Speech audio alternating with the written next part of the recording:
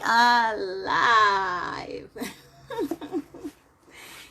All right, let me just put here what we're doing today. So we're talking sales and account management for medical technologists. So I'm just gonna pin it there. Right, so that's what we're talking about today. In medical technology, a lot of people think of applications. So let's see what other options are there for medical technologists. So I'm waiting for my people to come in and we can get this show rolling. Hey Knox, thank you so much for joining in. How are you today? Hey Theo, thanks for joining in. Wow, how was your guys' day today? You know, I had a crazy day. So last night actually, I went in at 11 o'clock into the lab to go run QCs after service. So that's what you have to do sometimes as an application specialist. So once the service was done, I had to go in and calibrate and run QCs to make sure that everything is A-okay. And I came back 5 in the morning. Slept a couple of hours. By 1 o'clock, I was already back in the lab, and I just came back now actually to come and actually do the live. So thank you so much for joining. So today we're basically going to talk about options for medical technologists and sales and account management. Knox and Theo, are you guys like into sales or anything like that? I know Theo, you're a student for radiography, but is sales something you would eventually look into? So just put in a comment in there to say whether you would. Yeah, you would. Right. So I mean, you know what, the thing with sales is when people think of sales, they think you need to force people into doing something.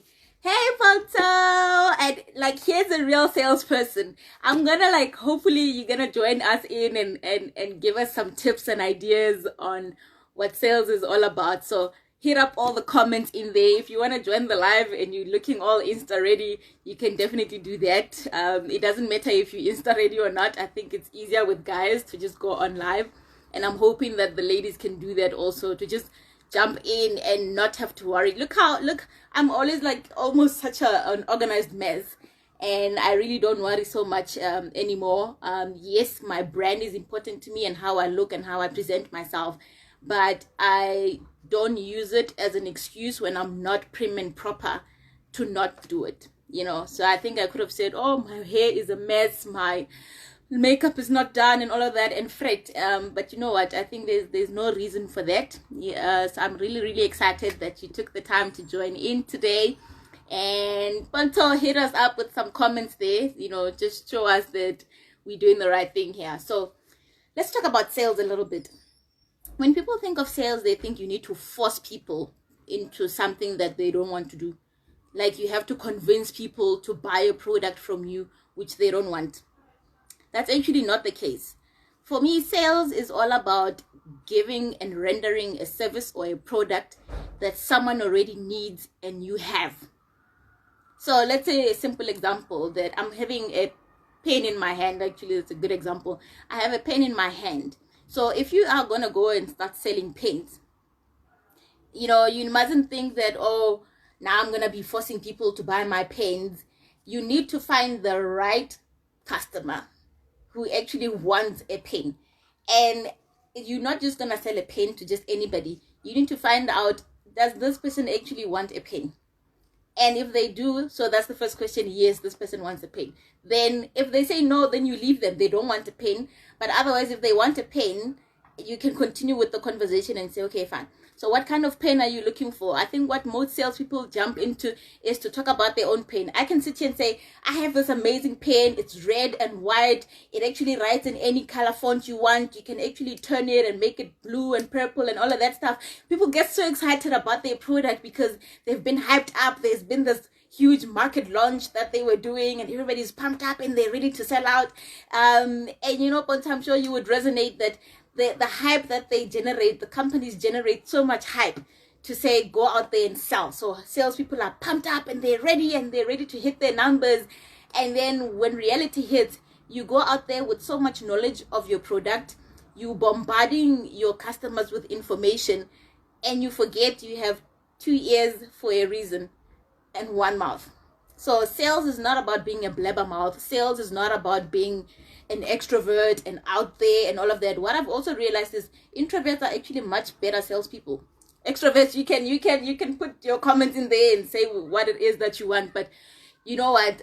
It doesn't matter whether you're an extrovert or an ambivert, or what is important is, are you able to listen to your customer? Are you able to ask the right questions that probe into them? So back to this pen. So I'm not gonna blab and say, yes, it's a pen, it's red, it's amazing, it's, it's glowing in the dark, and it actually has you can write on your phone on it. What if your customer doesn't care? What if they don't even want that? What if all they want is a simple pen that is black with a gold tip and it writes in blue? How are you gonna know that without asking the customer what it is that they want? Right? How are you gonna know? You need to ask the customer those questions. So, Mr. Customer, here I am. Are you looking for a pen? Customer will say, I'm not sure. Maybe what do you have for me? Right? So some customers are easy. Some are like, oh yeah, I'm interested. I want a pen. And then you get the easy customers and you get the difficult customers. So an easy customer, you just come in. You're like, okay, I'm selling pens, and they come in and say, okay, no, show me what you have. And then those ones usually you sort of just go and tell them what it is that you have, and they're like, no, tell me everything about it. So you can say, yeah, well, it's nice. It's got this beautiful, sexy shaped ass curvy red, you can describe it in all the nice ways that you want, and they'll probably just buy it. Hey over gang, thank you so much for joining. We're talking about sales today, and just how people perceive sales and what you can do. So we're now trying to sell this pen the right way and the wrong way. So if you're gonna sell this pen the wrong way to your customer, you're just gonna push it into their face and they might not buy. And what are the chances? You're either a really good salesperson or you're not. So you need to know yourself to a point where you say, what's my close ratio? What's my close rate? So if I have 4 calls for the day, will I close all 4? I've been in the profession for however many years. I'm pretty sure I'm going to close all 4 of them. Hey, or you know yourself and you say, I'm a rookie. I've just started. I'm not so sure what I'm doing. So out of these 4, I might just close 1. Fine. That's a 1 out of 4. That's perfectly fine. So you know yourself and you have a target to hit. So when you have a target, you say, okay, fine. This guy will go out. He's the expert. He'll get 4 out of 4. Chances are not even. It may even 3 out of that 4. Because at sales, you can't win all the customers. You can't always get all the customers in, right? So when you know that, then you start going in and saying, if someone is going to go and hit a target by going out 3 to 4 customers and they get 3 out of the 4, and I'm that 1 out of 4 type of sales rookie, how do I get the 3 or the 4 out of 4? It means you must double up on the efforts. You need to double up. If somebody's making 4 calls, you make 8, you make 12. You wake up earlier, you map out your customers, and knowing yourself is even better than knowing your customers, because when you know yourself and you know your strengths and you know like you're a blabbermouth and you talk too much and you can't even listen and you're talking over your customer, that they get so upset that they are unable to give you the answers that they want. And don't come in with this bias. This bias is the one thing that you can definitely do wrong. So don't come in with a bias of saying, because you know all the properties about this pen and how great it is, don't assume that your customer wants the same thing. If you have the best water, the best book, the best gym, the best bank, whatever it is that you're selling, your customers they don't know that. You know that. The thing is, now you need to find out what their need is, and you need to position your product or service to what they need. And if it's not your product that they need, you can even be a bigger salesperson by referring them to someone else. I know it's sort of counterintuitive to refer your customer to someone else, but then they get to know that you're actually interested in them, unlike just trying to hit your own number. There's so much pressure in a corporate environment, in a sales environment, that you just want to make your commission and you forget that your customer is actually important. Here's the thing. It's easier to keep and maintain an existing customer than to get a newer one. Do you guys agree? You can hit me up in the comments if you agree or don't agree. So, that's the thing. So it's so much easier to keep a customer that's on there. You keep them happy, you give them good service, and you can keep them for life. And it's easier to add on other things. So if this person has bought a pen from you, they can easily buy a book from you. So they will use your book. Hey Justin, how are you doing? Thanks so much for joining in. So we're taking sales today. So if they can buy a pen from you, they can buy a book from you, they can buy a phone from you, they can buy an eraser from you, so you can have a whole stationery. Hey Lindy, thank you so much for joining in. We're talking about sales as an option for medical technologists and everybody else who's going into sales and how to get in. So we're basically talking about now this pen. So how do you sell it? The wrong way is to go and blab about this pen, how great it is, how red it is, how white it is, how curvy it is, and how it's got this beautiful silk. You can explain it whichever way you want, like mesmerize it. But first thing you need to do is ask your customer, do you want a pen? And they'll say yes. Then you ask them, what kind of a pen are you looking for? They'll tell you, I'm looking for a simple black pen, nothing complicated, no flowers, no fluffy thingies, nothing, plain, sleek. I want something that I can use when I go into my corporate meeting. Okay, fine. So what color would you want it to write? Okay, I just want a plain, it must write in blue because I like to have everything in blue, or I want one of those multi ones that I can actually use different colors as I go along from one pen. So your customer will tell you and guide you exactly into what it is that they want, and you position and you say, okay, fine. So this is what I have. You explain to them the properties of your product to say, I have a pen, it writes in blue, I see what you're saying. And if your pen does not at the time meet the requirements, you can say, okay, I don't have that kind of a pen now, but my pen has 1, 2, 3. So what you're looking for is you want to be able to write, and then ask them questions. So probe into them and ask them, what would it mean to them if they can't have a pen at that time? Let them tell you, let them sell the pen to themselves. Let them be the ones that say, actually, I think I might need a pen, and I think I might need yours. What would it mean if you make a mistake on your document? Would you not want a pen with the ability to erase the mistake without you having to mess up on your paper? If that is important to them, you can even make it a pinpoint, find out and probe into your customer, ask them questions, ask them high gain questions, ask them questions like, what makes them not to sleep at night? What keeps them up at night? So when they are able to tell you, and they can tell you and say, you know what, I'm actually worried about losing my customers. There's another company that just opened next door. They're actually doing the same thing. They're getting their products much cheaper because they're buying in bulk. And now I don't know how to compete with them.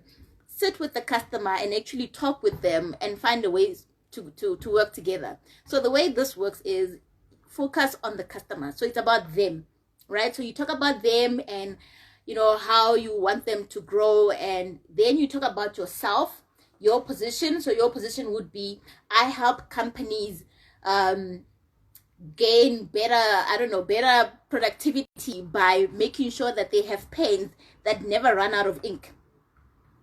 Right? So if now your team is now having to always write in meetings and all of that, and they need pens, now they have your pen and it will never run out, meaning they're always going to be able to satisfy their customers. Then it's about us. So us being you and the customer as a collective together, to say to them, okay, what is it that we can build together collaboratively? So you've now forgotten a bit about yourself. You've stopped talking about your pain. You've focused now on the customer themselves. If you're selling a gym membership and what you want to do is to probe and ask the customer what it is that they want, what would it mean to them if they could lose the weight? What would it actually mean if they don't lose the weight? Maybe they end up with hypertension, they end up being obese, they end up not being able to spend time with their kids because they're always tired, they don't have the energy, and now you have to convince this customer and make them convince themselves that they need to lose the weight. And how do they lose the weight? With your gym membership, right? And you give them the benefits of your gym membership. It could be that they can do it anywhere, wherever they are. They can bring in along a member for free. They can, when you do it as a partnership, it works better. So you can give them the benefits as to how actually can it benefit them, instead of you focusing on your own gym. Oh, our gym is so great. We are a 2-time winning global gym award, whatever it is.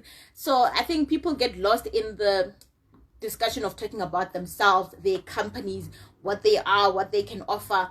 And there is places for that, but you have to keep it like to a minimum. If you are given 5 minutes to pitch, the first thing most people do is in a presentation, they start talking about themselves, their companies, how they started it, where they come from. I would suggest to just flip the script a little bit. Talk about the company that you want to buy from you. Talk about your customer. Put them first. Put them as the highlight of the discussion. You come in second. Put them first and make them realize their dream. Make them realize what problems they already have. Magnify it if you have to. Hi, Steve. Thank you so much for joining in. Magnify the problem if you have to. Make them see what problem it is that they're having. So we're talking about sales today, Steve, and we're actually saying most people think that sales is about convincing people who don't like you. Look, if you have a customer who doesn't want to buy from you, sometimes they just don't want to buy from you because they just don't like the color of your hair, or they don't like your personality. They want someone who's more mellow and you're a bit too much of an extrovert for them, or they just don't like your company. They just don't like your aura, whatever it is. They have their own reasons, or at that time you need to find out what their buying process is. Maybe at the time they do want to buy, but they don't have the money to buy, and they are unable to tell you why it is that they can buy. So as you are presenting your product, you can answer the questions like handling objectives or objections rather is one thing that you need to learn to close your sales. The most important thing is closing. At the end of the day, you need to close and make your money, right? So you have to close your deals and make your commissions, and the only way to do that is to close. So if you learn how to close, the first thing is building relationships and knowing yourself and knowing your customer, knowing your product. But closing is the one thing that you can be just the closer. So what we do is we have different people, and someone will come in and start the deal, and at some point they get stuck because the customer just is not budging, they're not moving, especially for those long-term tender type of services or products. So sometimes for example, where I am, we work with tenders in the sense that we have tenders for about 3 to 5 years, and sometimes 10, but mainly 3 to 5 years. So in that process, that's a high buying decision. It's not like you buying a pen for $20. You buying a pen for $20, it can take you a couple of minutes to an hour if you are that kind of person to convince to get a pen. But if you have to buy 1 million pens for your whole company for a period of 3 years with 10 rands a pen, that is something that now you need your CEO to be involved in. Your executives must be in there. If it goes to a point where there needs to be board members that have to make the decision, you have to get more and more people involved in the process, and sometimes you might need a closer. And sometimes, the most important thing for me is know your stakeholders. That is so important, because sometimes you lose a deal because you missed a stakeholder. So map out your stakeholders. It's called key holders, stakeholders mapping. So stakeholders mapping is very important for you to know who is in line to make the decision in there, right? So if you know that the purchasing or procurement manager is on there, hello, thank you so much for joining, fam. So if you know who are the decision makers in the process, you target them, and okay, there is Dr. whoever that is responsible for procurement or clinical decisions. There is Dr. somebody else who is involved in quality control. And so these people are interested in different things of the process. So someone in finance is only looking at the numbers. Doesn't matter how good your product is, it doesn't matter how fancy it is or how well it does or how much quality it does give you. That finance person is thinking numbers, numbers, numbers. So there's different ways that the tenders are actually, scaled up and measured and tallied up. So it's the technical specifications to say, let's talk about my field. So we're talking about analyzers that go in 3 to 5 years, and there's different companies. So for a company or a laboratory to decide what it is that they want to do, we come in as the representatives or the supplier. We say, this is our product. The lab itself will come with a list of specifications to say, we want an analyzer that does 1, 2, 3, 4, 5. It must be this big. It must run 1, 2, 3, 4, 5 tests. So they give you an exact specification of what they want, and every supplier must come in and match in on those specifications. So first of all, there's a technical team that comes in and sits together, and they decide exactly whether this machine of yours meets the specifications. So if there were 5 of them and now there's 3 that meet the specifications, now it comes to these 3. So these 3 now, at the end of the day, the final decision, or the one that holds points now, is how much does it cost? So all 3 have met the specifications technically, so they are the right size, they are the right speed, the lab can use them, they can run the test that they want, maybe a TSH, maybe cardiac markers, maybe they can run HIV if you want, and maybe it even has the capacity to run this COVID-19 immunoglobulins that everybody's looking for right now. So if you have that now, these 3 companies, the final decision is in here. Who is the cheapest? All right, so at the end of the day, the technical side is done. The doctors are happy, the scientists are happy. They say, okay, out of these 5, these 3 are the ones that are meeting the requirements. And now it comes down to the money, and the money makes the final decision as to who gets to win the tender. So at the end of that, it shifts to now account management. So I was also an account manager. So account management is so there's a bit of sales in it, because you are basically responsible once the tender is won, whether it's 3 years or 5 years, you are responsible to look after that customer. So I'm a medical technologist, and I went in as an account manager. So what you do then as an account manager, you go and visit the laboratories. So you map them, so you can decide and say, I'm going to group my customers into A, B, and C segments. So when you group them, you can say, for example, my A customers are those high paying customers. So these are my high value customers. This customer gives me 10 million a month. All right, so that's my A customer, and there's a couple of them, your high volume customers, and then there's your medium customers, and then there's those smaller customers whereby they buy like 10 reagents a month, 1 reagent here and there. They're not that busy, they're kind of smallish. So you can say my A segment customers I'm going to visit weekly, and then your B's you can visit like fortnight, so you visit them once in 2 weeks, and then your C's you can visit them once a month, or you can even give them a call, or you can even visit them once quarterly. So you don't run around the whole day trying to visit every customer, trying to see every customer. You focus on your A customers. So the other way you can actually do it is that among those ones, you can also pick from the B's and the C's who actually looks like they have potential to grow, and you actually can see that they are not running certain tests.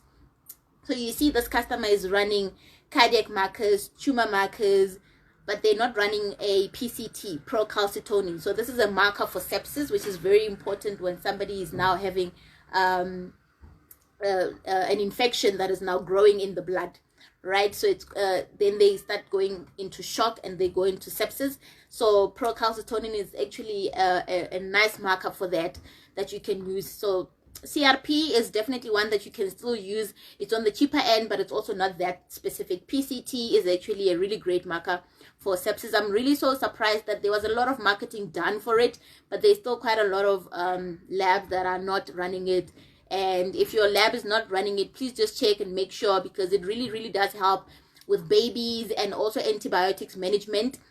You know, we have a problem of antibiotic resistance. It's really getting out of hand, that when somebody has a flu and they feel like they're not okay, they just now go and get antibiotics. Antibiotics are not something you just dish out, and you know, doctors must also please not just dish out the antibiotics. Pharmacists must also be careful. There's some pharmacists that actually just give out antibiotics. They're not supposed to do that. So antibiotics, what they are is they are drugs that kill bacteria or viruses and whatever else, but mainly bacteria and fungi and all of those. So when your bacteria becomes resistant to that drug, you have to go to the next level. Like TB, for example. TB is one great example. There's actually our country in South Africa. Hey, thank you so much for joining. Our country in South Africa is actually in a very difficult space where, you know, we have a high prevalence of TB and HIV and diabetes and hypertension and all of those things. And now when you're getting TB that is now becoming resistant to antibiotics, it means we cannot treat it. So antibiotics are a form of treatment. We cannot treat it if they become resistant to that. And then you have to give a stronger drug. If you're now giving a stronger drug and those bacteria become resistant to the stronger drug, you end up not having options. You end up having people that are sick. We cannot manage them. We cannot treat them. So it's really, really important that we don't just take antibiotics just like that. And I'm sure when you've gone to the doctor, you will see it says, please complete course, in this big mark. That is so important. Please, I know when you start to feel like you're getting better, you end up leaving, you sort of drink them halfway. Please make sure that you complete the course. It means you need to finish them until they are finished. Even though you feel like you are fine, you are perfectly fine, do not. You need to finish your course. Complete the course. It's so important. I don't know how much more to stress this. The media has been out there stressing it.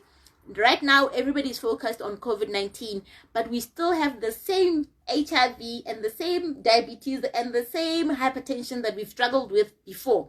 So let's just, not focus only on COVID-19 and forget all the other everyday stuff that we struggle with as a country, as a nation, as a global community. It's a global thing. Everybody is struggling with obesity. It doesn't matter which country it is, but there's levels, and South Africa is definitely one country where we're struggling with obesity and hypertension and TB and HIV and all of that. So if we can, let's just look out for ourselves. And just going back to sales again is not you convincing people. Sales is you providing a service and a product that people already need. People already need pens. You providing a pen is not you forcing people. You just need to find the right people that are looking for a pen. If you go search now and you're selling a pen, go find people. You will find people that want the pen. If you have clothes that you want to sell, there'll be people who want the clothes that will buy from you. So you're not going to go out there and force anyone. If you are selling music, there's somebody looking for music. If you are selling water, there's somebody looking for water. So what you need to do is find a need and provide for that need. If you already have a product, find people who are looking for that product. But if you're going to develop it yourself, I'd rather you say, go find out. For example, now if I'm putting out, I'm going to put out a drop shipping line of products for, and actually an apparel shop, which is going to be liamulai.com. So for that, you need to find people and say, okay, would you buy this item of clothing? And they must say yes or no. If they say yes, you say, okay, fine. Would you look for a t-shirt, a shirt, or a casual shirt, or a formal shirt? Then they'll tell you, I'm looking for a formal shirt. What color must it be? It must be white. What fit must it be? It must be a slim fit, white, small, so that I can wear it to the office and I can wear it to church on a Sunday. It must match my style. Maybe if it has a pink collar, because I'm a pink type of girl, then that's the kind of person you go for. And then you say, okay, what's your price range? So if someone says, I'm willing to pay 250 for a white shirt with a pink collar, then you're like, great, I have just the one for you. It's 220 or it's 300, just a little bit over your budget, but if you can, that's what I have to offer. So you find your people. There is people for anything and every product. There is people who buy pens that are black and plain. There's people who buy pens that are like this. There's people who buy pens with those pink little fluffy thingies because they're cute and they can write into their cute pink diaries also. There's people who only want to buy black diaries. So there's a market for everything. So if you're thinking of selling something, I'm going to do an experiment. I'm going to buy I have stones. I'm going to sell the stones and I'm going to sell them for whatever price it is. And I'm going to show you guys, we're going to test it. I'll do one with my own personal profile and I'll do one with a private profile and send it out there. And then I'll tell it out and I'll show you guys whether it worked or not. So what I'll do, I'll challenge myself and I'll challenge you guys also. You guys have been challenged. What we will do is sell anything and see if it sells. So if you have anything, whether it's clothes in your wardrobe, whether it's a pen, I'm going to sell the stones and I'm definitely going to go ahead with my drop shipping clothing apparel. Hey Gloria, thank you so much for joining in. You've been challenged. I just thought now that let's challenge each other to sell stuff. Sell whatever it is that you think. Don't even convince yourself out of it. I know I'm like a professional at convincing myself out of things. And you know what, you can let's try it. Go out there, sell it. And the other thing you can do is try to sell what you're selling without mentioning the name of the product that you're selling. Let's do that. So you've been challenged. We're going to go out there. I'm going to do it myself. I'm going to post everything that I'm doing. I'm going to use my personal profile and I'm going to use a private profile, just running ads to random selections or random CTs, and I'll let you know how it goes. I'll show you the results. I'm just going to go out there and challenge myself, and we'll have like a random selling day where we sell stuff randomly, whether it's online, when we come back out of lockdown, whether we're selling them out there. I just want us to experiment. I also want to push myself for us to experiment sales. Let's just sell and see what sells and see what people want to buy. I mean, there's a lot of things that people have products that they're afraid to sell because they think they might not sell. Put it out there. Let the people decide what they want. Let the people decide. Not everybody's going to buy from you. Not everybody's going to like you. Not everybody's going to think what you think is cool. But sell a pen. See how many people want pens. Ask them what kind of pens they're looking for. Ask them if they want to buy a pencil with that. What you can do is you can also bundle them. Sell a pen for $10, but then sell the pen and the diary for $250 and see if it sells. If you want, you can also sell whatever it is. I'll put up the ideas and I'll post them also, and I will do the same thing and let's see how it goes. Whatever, let's post it, let's sell and test our sales skills. The nice thing about sales is it's a high value skill. You can never, if you learn sales. Hey RT Inspiration, thank you so much for joining. We were just being challenged to sell anything and everything. I'm gonna do it myself and show you guys my results and what I'm getting. I don't know how long it's gonna take. I'm gonna just keep selling and sell whatever else there is to sell. Sales is one skill that no one can take away from you. You need it. You need to sell yourself, whether it's in an interview. Guys are always selling themselves when they hit on the girls. You guys are like professional salespeople. You need to sell yourself. You need to sell yourself in an interview. You need to sell. An interview is important. Number one, you are a salesperson in an interview. You're selling yourself. You are selling yourself with your CV. Hey, Inspiration, you're selling yourself with your CV. It's so important that you're able to tell people why they should hire you. Why should they hire you? There is hundreds and thousands of medical technologists out there that can be hired. Why you? So at that time, you have to sell yourself. You have to learn how to position yourself in a way that, again, you use the same strategy. Talk about them, which is the company you are now introducing yourself into. Then talk about yourself and then talk about the entire thing. I'll give you an example. So here's a company that you've been looking at for a number of years. You've been following now their latest launch that is coming up, and you can see that they are about to launch a SARS-CoV-19 immunoglobulin test. And you come in there and you tell them that you've seen that they are a multinational company that is launching and it's going for greater heights, and you actually want to grow their sales from 1 million to 10 million in a period of 6 months, and reduce the processes that it takes. If it takes them 6 months to close a client, you can help them fine line it into closing 2 to 2 months. And how are you going to do that? With yourself, your experience, your templates. You already have sales processes that you have in line. You will help them clean up the stakeholder mapping. You will help them clean out and get the TAM, or total allowable market. So TAM is basically how much market is available. If you know your market, if you know your gross margins, if you know what your targets are, is there actually customers out there? How much customers are there, and how much is there to be made? What are they currently using? Are they using company R, company A, company S, company B, whatever other company they might be using? How actually can you use your skills that you already have to work with the company and get more out of that? So that's one thing that you can look at. You can sell yourself in an interview to say, I love what you've done. I am here to provide this, and together we can do this. Same thing. If you're selling your pen, you can say, I know you have a need to do this, and I'm here with my product here, and together we can. So you can easily do that with anything and any product. You can sell water, you can sell t-shirts, you can sell hair. I sell hair.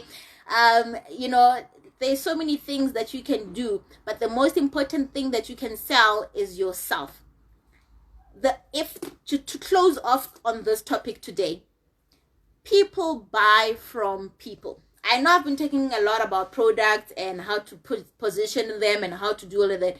People buy from people.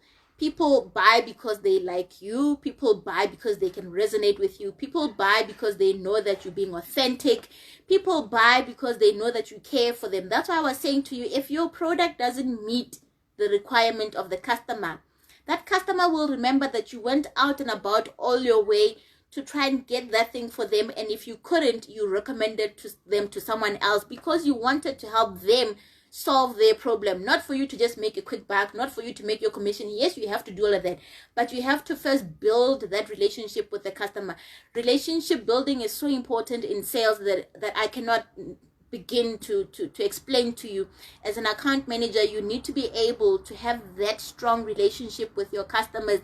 Your customers will fight for you. Your customers will buy from you. Your customers, whenever you have a new product, if anyone else comes in, they'll protect you. They will refer you to other people. Word of mouth, referrals, like people make money out of referrals. People make money because you trust the next person. If I say, buy this pen, and you don't really align with me, but if someone like Gloria comes in and says, yo, I've used this pen for 5 years, it's amazing, it's the best pen ever, and it's so much cheaper. It's like 5 rands, and I saw it somewhere else at $10, but at the store it's 5 rands. I love it. It's worked wonders for me for years. It's so much easier to buy it from Gloria after she said that, and we refer all the time. So you can even make money out of being like a referral person, or just you can go to ClickFunnels. ClickFunnels is a great one. This is not a paid ad for ClickFunnels, just a mini disclaimer, but there's so many of them that you can go and search right now. I'm going to look for some of them and post them also for you guys. I'm also going to try them myself. Thank you, Gloria, for the love. So it's easier to buy from someone as a referral. So if you position yourself and you treat every customer that you have, even if it's one customer, don't treat your one customer with disrespect and say, oh no, there's only one customer, I need to find more customers. You have no idea that one customer can grow with you so much. They can buy one pen today, but that one customer can be the CEO of a multinational company that has 50 other branches, that has, each one of them has 100 employees. You know how much money that is if that one customer that you take care of can now buy for the whole. Say for example, you have these network marketing companies. If maybe you are selling a book, you're selling diaries, and you say to them, like, I keep losing slips all the time. If I create a diary with a pocket here for slips, and I can say, if you buy my diary, you can stick your receipts there and you will never lose them. That one customer can now buy to millions of people, and you can have every person that comes into that network marketing environment on your diary, and the company buys the diaries from you. So I mean, there's so many things you can do in sales. There's so many things we're going to explore. I'm going to explore them myself and prove the theory, and I'm hoping you're going to join me do that. So to wrap this up, thank you so much. The most important thing is to sell. You people buy from people. Please subscribe to my YouTube channel also, Liam Lai. Follow me on Instagram at Liam Lai and all my other social media. It was wonderful to have you here today. I'm really so honored. We're gonna have more of these great talks, and I'm gonna have, you know, more lives, some of them with just myself and others with great amazing guests. I have some lined up. So Wednesday we will be having Lindiwe Mkhwanazi. She is such an amazing person. She started as a phlebotomist, so she started as drawing people's blood. Then she went into the lab and became a lab technician. She then went on to study. She's now 4 modules away from being a medical technologist, and we're gonna have her on Wednesday. On Thursday, we're having Mpho. Mpho has her own foundation. Such an amazing person, and you know what? She's gonna come in and inspire us. She is very much into charity. She's also a medical technologist, and we're gonna talk much more. We're also gonna have the amazing David Chiporo, a man who needs no introduction to medical technology. Ever the king of sales. I am so excited. We're gonna have him next week on the live. I'm gonna confirm closer to the time. You know what? As medical technologists, our times are usually up and down. We are in and out. Sometimes you get called in. So even if there's shifts in the schedule, don't despair. We're gonna carry on with whatever we need to do, and we're gonna have different guests coming in and out. So if I say a guest is gonna come in tomorrow and then they don't come in tomorrow and it's just me, don't despair. It's what we have in this field. People are always in and out. Maybe one of the analyzers broke down, or one of the people was sick and they had to go in. We do have such situations, especially in our field. It's absolutely unpredictable. We can say we're going to have someone, and unfortunately maybe they might need to go away and have to go into work. But we will definitely have more of these. Thank you so much for joining. I love you guys. I'm going to end this live. Bye. Thank you so much. Remember to subscribe to the YouTube channel.